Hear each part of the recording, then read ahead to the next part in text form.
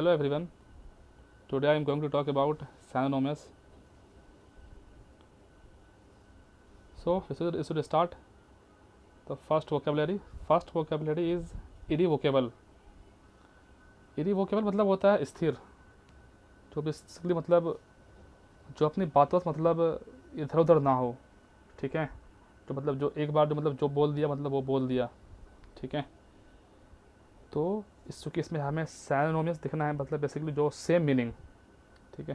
तो इसका आंसर हो जाएगा आपको जाके चेंज मतलब क्या होता है, बदलाव। और अनअल्टर मतलब क्या होता है, एक होता है अल्टर मतलब क्या करना, बदल देना। अनअल्टर मतलब क्या करना, जो कि नहीं बदल सकता है। रिवर्स से उनमें क्या होता है, बेसिकली उल्टा। और डन मतलब जब आपका काम कंप्लीट हो जाए। तो इसका आंसर क्या हो जाएगा, अनअल्टरेबल, मतलब जिसको आप चेंज ना कर सकें। उसने एक बार अगर कोई चीज़ डिसाइड कर लिया तो वो आप उसको चेंज नहीं कर सकते हैं। इसका आंसर क्या हो जाएगा, अनअल्टरेबल, ठीक है। दूसरा बस वर्ड है एडॉर्न। एडॉर्न मतलब होता है सजाना। तो अगर आप इसका ऑप्शन देखेंगे तो बेसिकली क्या है, ट्रस्ट। ट्रस्ट मतलब क्या होता है, एक आपका बिलीफ, एक आपका विश्वास। सस्पेक्ट मतलब क्या होता है, आप किसी पे सस्पेक्ट कर रहे हैं, मतलब आप उसको आपको उस पर बेसिकली मतलब आपको उस पर बिलीव नहीं है एक तरीक़ा से, उसको बोलते हैं सस्पेक्ट करना बेसिकली। ब्यूटीफाई मतलब क्या होता है, बेसिकली सजाना किसी को, मतलब उसको ब्यूटीफाई कर देना और अच्छा उसको कर देना। और राइटर मतलब क्या होता है, जो मतलब किताब लिखता है उसको बोलते हैं राइटर बेसिकली, ठीक है। तो इसका आंसर क्या होगा, एडॉर्न मतलब सजाना, इसका आंसर क्या होगा, ब्यूटीफाई करना, ठीक है। तीसरा क्या है, रिपोज। रिपोज मतलब होता है कि विश्राम करना, मतलब बेसिकली आराम करना, रिपोज, ठीक है।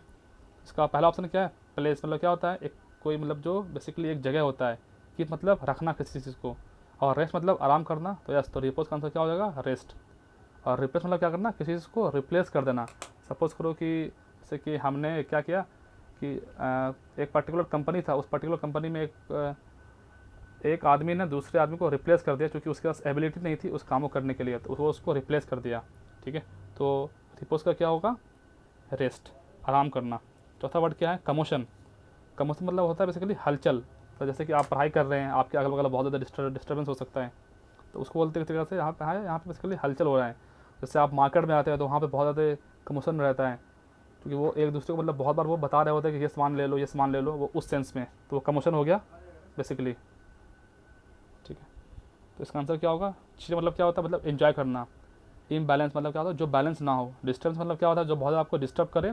और मूवमेंट मतलब क्या होता है, क्योंकि एक जगह से दूसरी जगह बेसिकली मूवमेंट होना एक तरीक़ा से, उसको बोलते हैं मूवमेंट, ठीक है। तो इसका आंसर क्या होगा, डिस्टर्बेंस, ठीक है।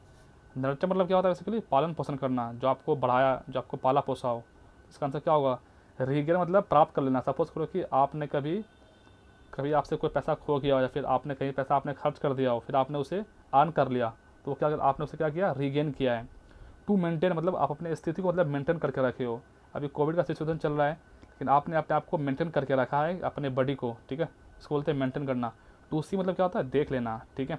और टू ग्रो मतलब क्या होता है ना, बढ़ना, मतलब कि किसी को पालन पोषण करना। तो इसका आंसर टू मेंटेन और टू ग्रो में से कोई एक हो सकता है, लेकिन अगर जो सबसे जो करेक्ट आंसर है वो टू ग्रो है, ठीक है। छठा वर्ड क्या है, डिनाई। डिनाई मतलब होता है बेसिकली मना कर देना, ठीक है। किसी ने आपको कोई काम करने से बोला और आप उस समय पढ़ाई कर रहे हैं, आप हो सकता है आप उस समय उसको मना कर देंगे, बट आप बाद में आप उस काम को कर देंगे। तो डिनाई मतलब क्या होता है, बेसिकली मना कर देना। तो रीगन मैं आपको बता दिया हूँ, मतलब किसी चीज़ को दोबारा पा लेना। रिफ्यूज़ मतलब मना कर देना। रिपेयर, जैसे कि आपकी साइकिल कभी आप स्कूल जा रहे होंगे, उस समय आपने साइकिल को आपने रिपेयर कराया होगा, फिर अपने स्कूटी का आप रिपेयर कराते हैं, कार का रिपेयर कराते हैं, ठीक है। और रिड्यूस मतलब क्या होता है, कम करना। जैसे कि हम ऑलवेज इन्वायरमेंट में पढ़ते हैं 3R का कंसेप्ट, रिड्यूस, रिसाइकल, एक और क्या होता है, रिफोरेस्टेशन। तो ये वाला 3R वाला कंसेप्ट होता है बेसिकली। तो डिनाई मतलब क्या होता है, बेसिकली मना कर देना एक तरीक़ा से, ठीक है। तो क्या होगा, रिफ्यूज़ कर देना, ठीक है। रिफ्यूज़ मतलब क्या होता है, गाली देना। यहाँ पे गाली देना मतलब ये सेंस नहीं है, मतलब जैसे कि कोई आदमी आपसे कुछ काम करने बोल रहा है, या फिर कोई आप किसी को देख करके बेसिकली सोच रहे हैं कि ये मतलब कोई आदमी अगर आपके जैसा नहीं दिख रहा है, आप उसको, आपको लगता है कि ये मतलब बेसिकली ये आपके जैसा नहीं दिख रहा है, या फिर ये पर्टिकुलर पर्सन जो है जो आपके जैसा नहीं रह रहा है, तो आपको उसके लिए स्कॉर्न होता है, आपको उसको घृणा होता है। उसको क्या बोलते हैं, स्कॉर्न।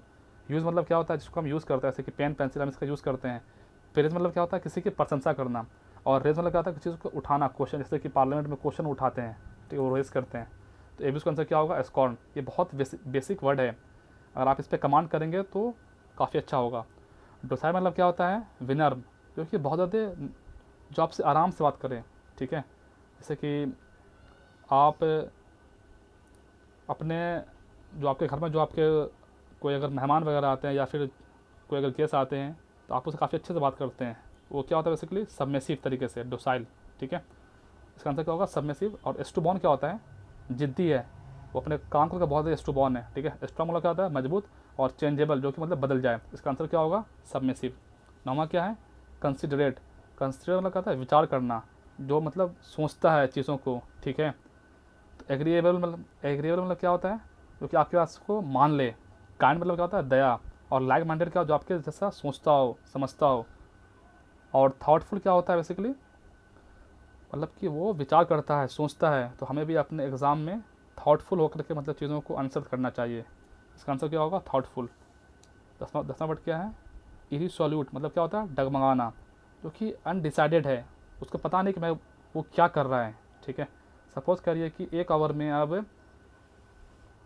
अगर सपोज़ करिए कि 28 रन रह गया है, तो अब जो बल्लेबाज है वो इरीसोल्यूट में है, वो अब उसको समझ नहीं आ रहा है वो क्या करे मतलब उस सिचुएशन में, क्योंकि वो बहुत ज़्यादा डायकोटोमी है। उसे लग रहा है कि मैं अगर अगला बंदा को स्ट्राइक दूंगा तो वो हो सकता है वो बॉलर हो, तो वो उसको रन नहीं मार सकता है। तो ये बोलते हैं, इसको बोल सकते हैं इरीसोल्यूट, मतलब डगमगाना। कोई जैसे कि आप एग्जामिनेशन हॉल में आप 2 ऑप्शन को आपने एलिमिनेट कर दिया, और अब 2 ऑप्शन में अब आप डगमगा रहे हो कि मैं इसमें से कौन सा ऑप्शन चूज़ करूँ, तो वो है इरीसोल्यूट की स्थिति, ठीक है। तो इसका आंसर क्या होगा? अनडिसाइडेड। और एंग्री मतलब क्या होता है? नाराज़। और इग्नोरेबल मतलब जो आपको इग्नोर कर दे। और फर्म मतलब क्या होता है? स्थिर, कॉन्स्टेंट, ठीक है दोस्तों। तो आज के लिए इतना ही काफ़ी है। तो okay, take care, bye bye. ये आपको मतलब ये लेक्चर 1 था। मैं आपको पूरा वोकेबलरी आपको एवरी डे मैं आपको 10 वोकैब मैं आपके लिए लेके आऊँगा। और ये बहुत बेसिक वोकैब है, अगर आपने इस पर काम कर लिया, मल्टीपल टाइम आपने इसको लिख के अगर आपने प्रैक्टिस किया, तो आपका वोकैब विदिन 2 और 3 मंथ में आप इसको काफ़ी अच्छा कर सकते हैं। और इंग्लिश को इम्प्रूव करने के लिए आपको वोकैब पर आपका कमांड होना बहुत अच्छा है। खास करके अगर आप एसएससी वर्ग अगर आप निकालना चाहते हैं, तो वहाँ तो मतलब समझ लीजिए कि 50% जो खेल है, 60% जो खेल है वो वोकैबलरी का ही है। तो अब वोकैबलरी के लिए आप मतलब बेसिकली आप न्यूज़पेपर पढ़ें, और आप जो ये सब बेसिक वर्ड है अगर आप इसे याद करके अगर आप पहले से रखेंगे तो आपको न्यूज़पेपर में समझने में आसानी होगा। So okay, take care, bye bye.